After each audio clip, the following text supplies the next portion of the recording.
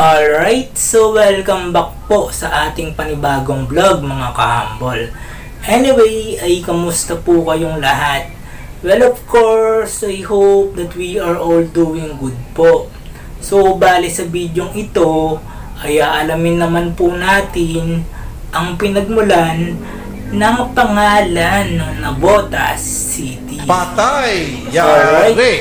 Alright. So, bale shout out po sa lahat ng ating mga kahambol dyan. Well, anyway, kung bagong viewer ka pa lang po sa channel na ito, ay huwag mo pong kalimutan na mag-subscribe. At isama mo na din po pati yung bell icon.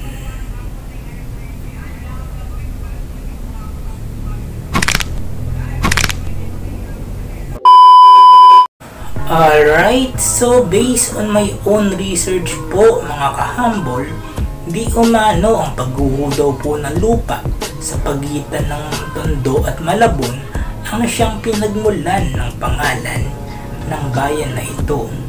At dahil daw po sa pagguho, di umano ang lugar na ito ay tinawag na Navotas. Hindi, wow. At matapos daw po ang ilang panahon ay tinawag na itong Navotas.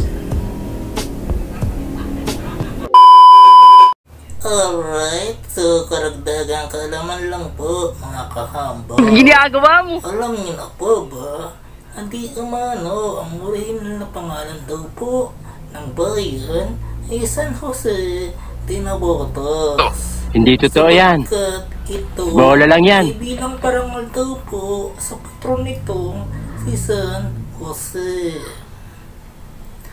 Alright, so sana po ay may natutunan po tayo sa topic na ito mga kahambol. At kung nagustuhan nyo nga po ang video ito, ay paklik na lang po ako ng like button sa ibaba. And please comment down below your reaction and opinion in this topic. And please don't forget to subscribe. Thank you.